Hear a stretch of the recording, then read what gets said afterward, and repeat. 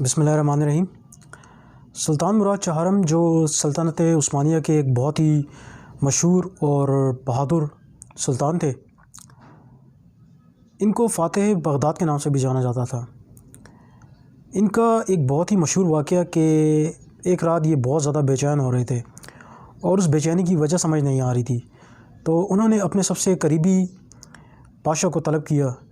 جس کے پاس محل کی سیکورٹی کا بھی انتظام تھا اور ساتھ ہی ساتھ وہ بادشاہ کا ایک بہت قریبی دوست بھی تھا۔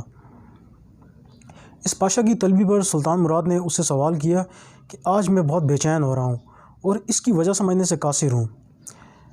کیا تمہیں اس کی وجہ سمجھ آتی ہے کہ آیا مجھ سے کوئی ایسی غلطی یا ایسا کوئی ادھورا کام تو نہیں رہ گیا جس کی وجہ سے یہ سب کچھ ہو رہا ہو؟ تو اس پر بادشاہ نے جواب دیا کہ سلطان، یہ بات تو سمجھنے سے میں بھی قاصر ہوں کہ یہ سب معاملہ کیا ہے۔ خیر، سلطان مراد کی ایک عادت تھی کہ وہ بھیس بدل کر اپنی سلطنت کا جائزہ لیا کرتے تھے، نہ کہ آج کل ہمارے بادشاہوں کی طرح جو کہ عوام کا پیسہ لوٹ کر باہر محلوں میں عیاشیوں کی زندگیاں بسر کر رہے ہیں اور یہاں پہ عوام بھوک افلاس اور غریبی میں مبتلا ہے۔ خیر، سلطان مراد نے یہ فیصلہ کیا کہ بھیس بدلا جائے اور اپنے ساتھیوں کے ہمراہ سلطنت کا جائزہ لیا جائے، تو انہوں نے ایسا کیا اور اپنے ساتھیوں کے ہمراہ سلطنت کا جائزہ لینے کے لیے نکل گئے۔ ابھی کچھ ہی دیر آگے گئے تھے اور کچھ ہی دیر ہوئی تھی تو آگے راستے میں ایک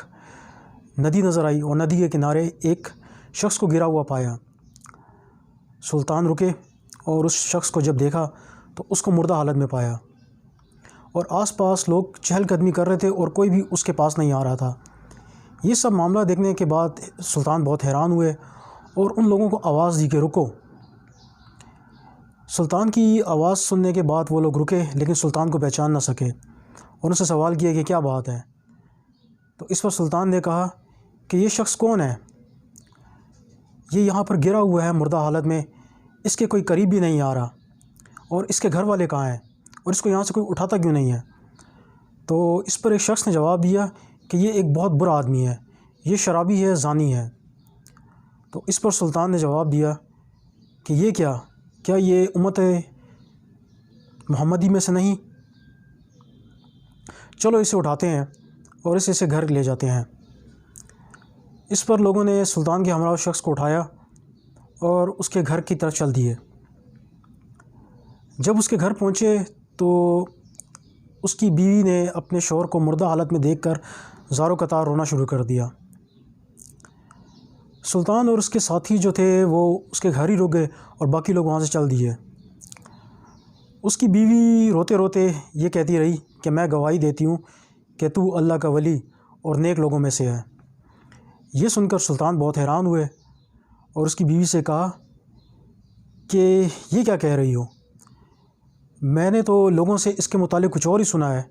کہ یہ ایک بہت برا شخص، ایک شرابی اور ایک زانی ہے، اور کوئی بھی اس کی لاش کے قریب آنے کو بھی تیار نہیں تھا۔ تو یہ سب سن کر اس کی بیوی نے جواب دیا کہ مجھے لوگوں سے اسی بات کی توقع تھی، حالانکہ حقیقت کچھ اور ہے۔ اور اس کی بیوی نے واقعہ بیان کیا کہ میرا شوہر ہر روز رات شراب خانے جاتا اور وہاں سے جتنی ہو سکے شراب خرید لاتا اور گھر لا کر گڑھے میں بہا دیتا اور کہتا چلو آج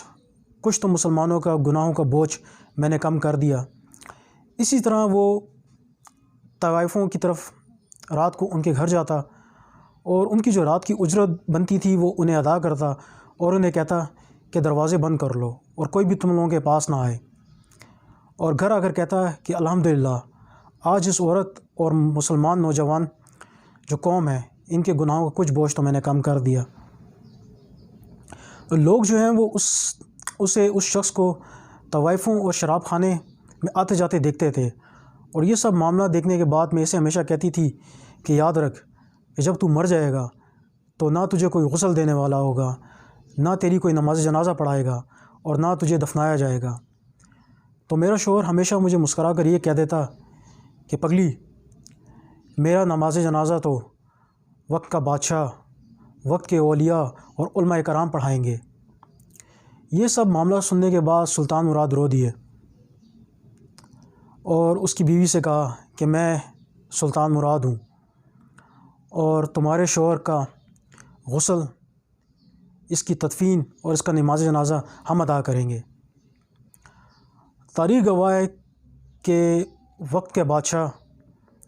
وقت کے اولیاء کرام اور اس وقت کے علماء کرام سمیت ہزاروں لوگوں نے اس شخص کا نماز جنازہ پڑھا۔ اب اگر اس سب معاملے کو دیکھا جائے تو کچھ چیزیں زیر غور ہیں، اور وہ یہ کہ اس واقعے کو گزرے صدیاں بیت گئی ہیں،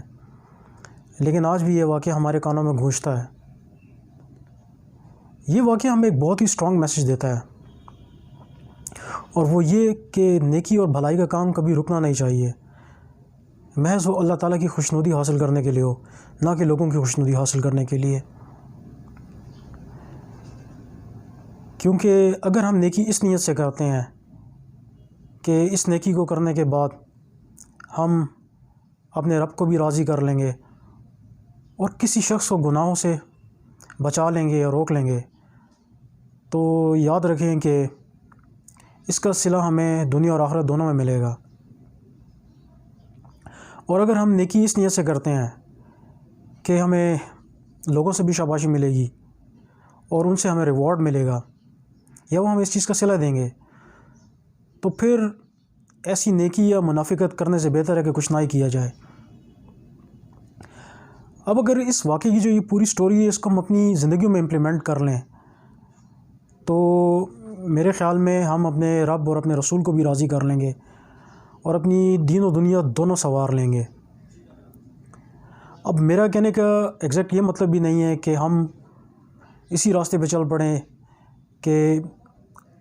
ہم شراب خانوں سے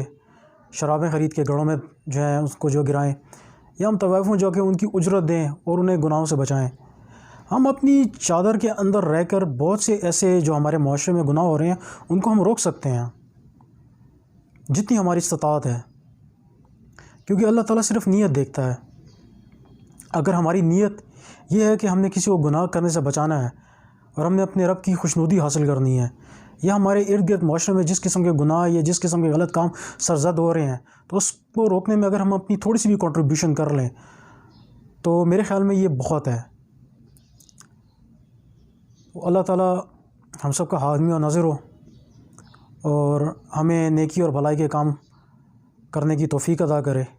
آمین ثم آمین۔